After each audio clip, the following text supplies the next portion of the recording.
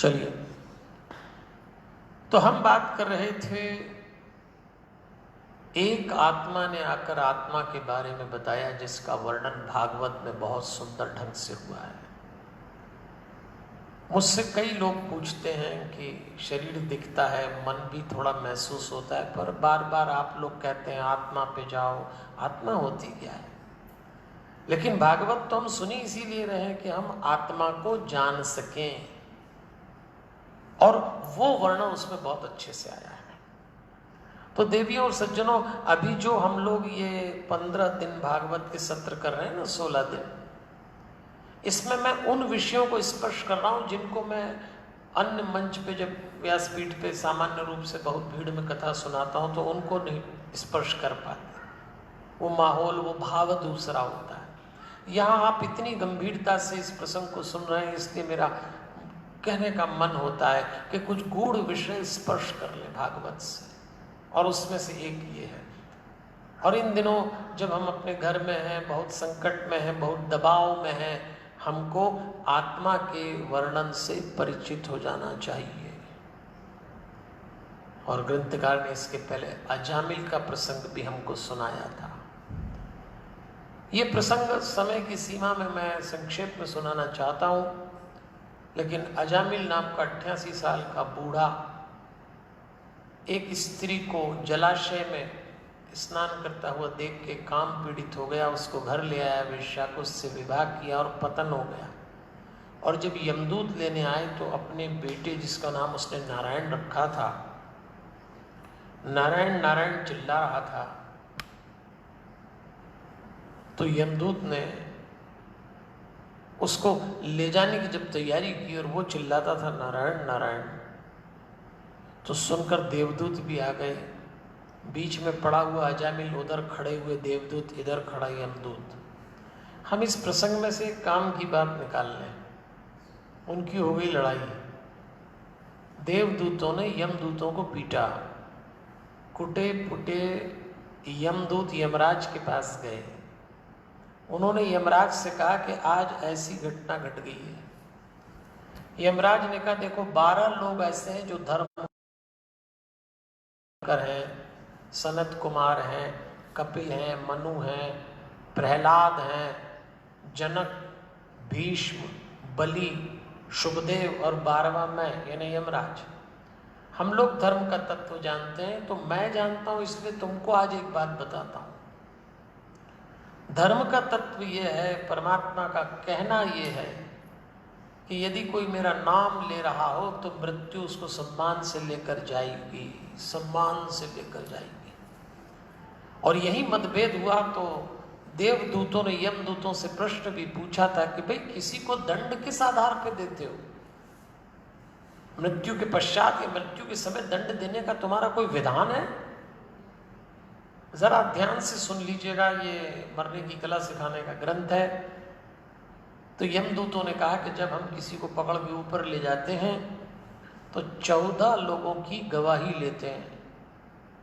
ध्यान से सुने, 14 लोगों की। 5 तो पंचतत्व ही हैं, पृथ्वी, अग्नि, जल, वायु और आकाश। फिर दिन, रात, सुबह, शाम, संध्या, ये 10 हो गए। और उसके बाद 4 लोग जो हैं वो हैं दिशा, काल, धर्म, इंद्रियां। ये 4 हो गए 14 लोगों की। अच्छा, बाकी सबकी गवाही में तो फिर भी थोड़ा ऊपर नीचे हो जाए, पर इंद्रियां जो है ना, वो भगवान के सामने, यमराज के सामने सारी बात उगल देती हैं, हॉस्टाइल हो जाती हैं, जिसको कहते हैं ना सरकारी गवाह बन जाती हैं। और इंद्रियां कहती हैं हमसे, हमारे ही सामने इन्होंने ये अपराध किया। इसलिए याद रखिए, जमाने से तो छुपा लेंगे पाप, उससे कैसे छुपाएंगे? उसकी व्यवस्था बड़ी निराली है। और जब दंड मिलता है तो आप कहते हैं हमने तो कभी किसी का किया नहीं कुछ बुरा। एक बात, आज भागवत की कथा का समापन कर रहे हैं तो बड़े गूढ़ सूत्र के साथ,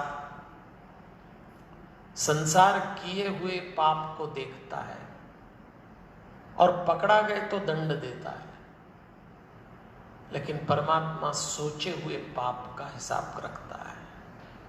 अगर आपने केवल सोचने में ही पाप कर दिया, भगवान तो बही खाते में लिख लेगा, बस पाप हो गया।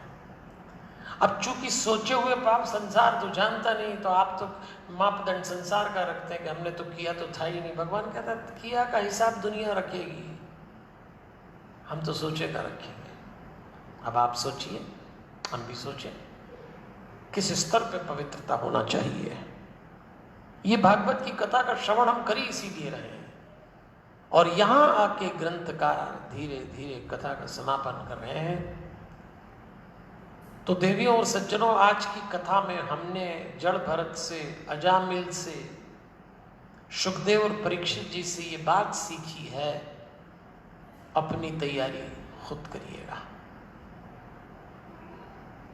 जड़ भरत ने रघुगण से कहा था तुम पालकी पर बैठ के सत्संग करने जा रहे हो, दूसरे के कंधे पे चढ़कर कभी भगवान नहीं मिलता, आपको अपना प्रयास करना पड़ेगा। ये जो संध्या सत्संग हम लोग करते हैं, ये इसीलिए करते हैं कि हम स्वयं अपनी तैयारी करें। आइए मैं एक बहुत छोटी सी कथा के साथ आज की बात को समाप्त करूंगा। एक बादशाह के महल में बाहर एक बूढ़ा दरबान था। आधी रात को बादशाह कहीं से आया तो उसने देखा खूब ठंड थी, वो थोड़ा कांप भी रहा था ठंड में।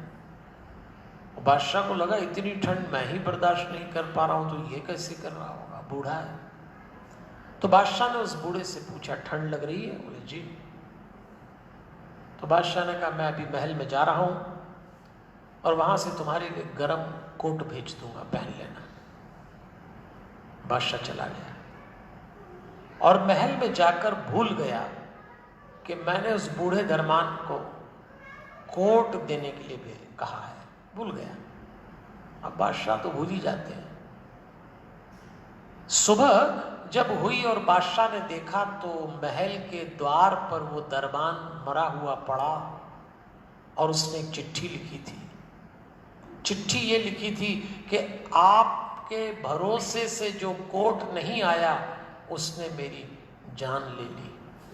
मैं वर्षों से बिना गर्म कोट के पहरेदारी कर रहा था तो मुझे कभी इतनी ठंड नहीं लगी, मैं सहन करता गया, पर आपने वादा किया और आपके वादे के भरोसे पता नहीं मैं इतना कमज़ोर हो गया कि मैं मर रहा हूँ। ध्यान दीजिएगा, दूसरों के सहारे हमें खोखला कर देते हैं, दूसरों के द्वारा बनाई गई उम्मीदें हमें कमज़ोर कर देती हैं।